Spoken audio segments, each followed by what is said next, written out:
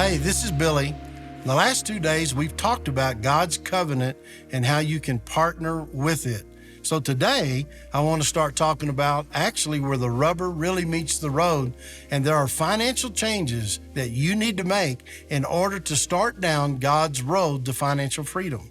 And so today, as we talk about what some of these changes are, I want to give you some practical steps. If you remember, in the last session, we talked about step number 1 was learning to invest in yourself. And people ask me, Billy, what should I invest in? The first place is invest in yourself. But then the second place to start is learn to live on 80% of your income. Now listen, that's a huge change in some people's mindset, learning to live on 80%. In fact, I call it the 80-20 principle. It's the same principle that is known from the mathematician Pareto.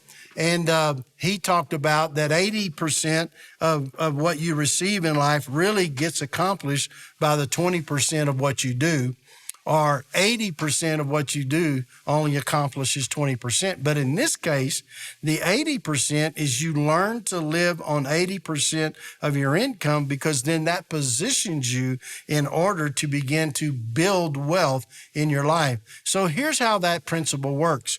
Is that if you follow what we say, people ask me, Billy, what do I use the 80% for? Well, you use the 80% for your living expenses. And then you would take 10% of that, which now you're at 90, 80 plus 10, and the 10% is the tithe off of the 100%. And then there's 5% of it that you have professionally invested, and then 5% that you learn to invest yourself. So if you add that up completely, that comes up to 100%. So let me say it again. 80% of the income that comes into your life, really it's your net income of what you have that's spendable. 80% of that you can pay your rent, buy your groceries, buy gas. Right now in these inflationary times, that can be pretty tight with gasoline. However, on the other side, then, you take the 10% and you partner with God by bringing the tithe to the storehouse, as the scripture says, and then you still have 10% left. So what do you do with that 10%? 5% you have professionally invest, and then 5% you learn to personally invest. Now, why do I take the time to say you should take the time, even when you're just getting started, to learn to personally invest? Well, the reason is this. I see a lot of people, whenever I'm doing seminars and conferences, workshops, they come up to me and they're retired or they're at retirement age. Many of them are already living out of money that they've set aside to be able to live on. And the biggest question they have for me always is, Billy, what do? I thought I was going to have $100,000 a year in income in my retirement. I didn't realize, because I put it in traditional retirement accounts, I didn't realize how much in taxes I was going to owe. So I thought I was going to have $100,000, but really I only have $65,000. So what happens is, and then they don't know themselves how to invest and do something different with that money in order to increase their return. So there's a great book I want to recommend, even though we're talking about the book, God's Road to Financial Freedom. There's a book that's written by George S. Clayson called The Richest Man in Babylon. And I encourage you, if you're watching this, it'd be good to get that book. And in that book, George Clayson talks about the 80-20. Primarily, he calls it 70-30. Learn to live on 70%, and then 10% you tithe, 10% you professionally invest, and 10% that you invest yourself. So it's important to understand that when we're talking about these steps that you're going to take to financial freedom, is the step number 2 is learn to live on 80%.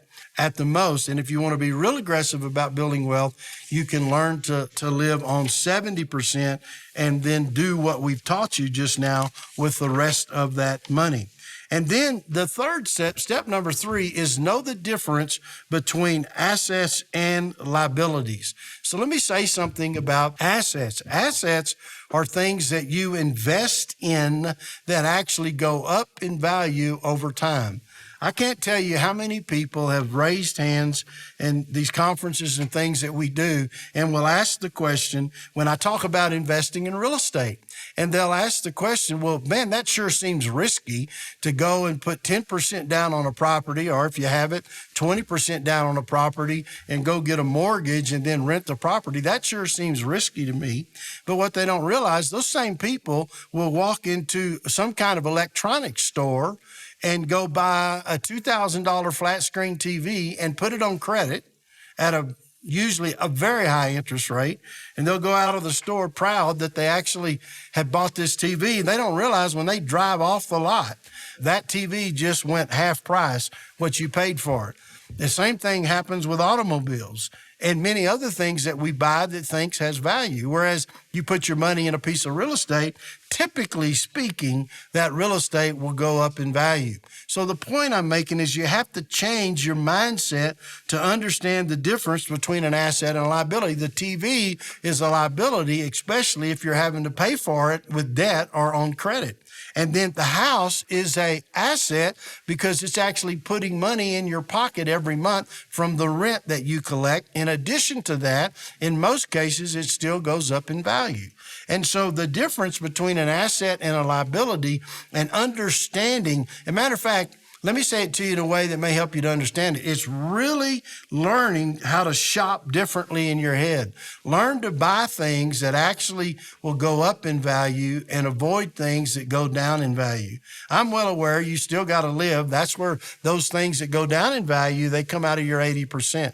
So the third step here in the book is know the difference between an asset and liability, and we tell you that in great detail in the book, God's Road to Financial Freedom.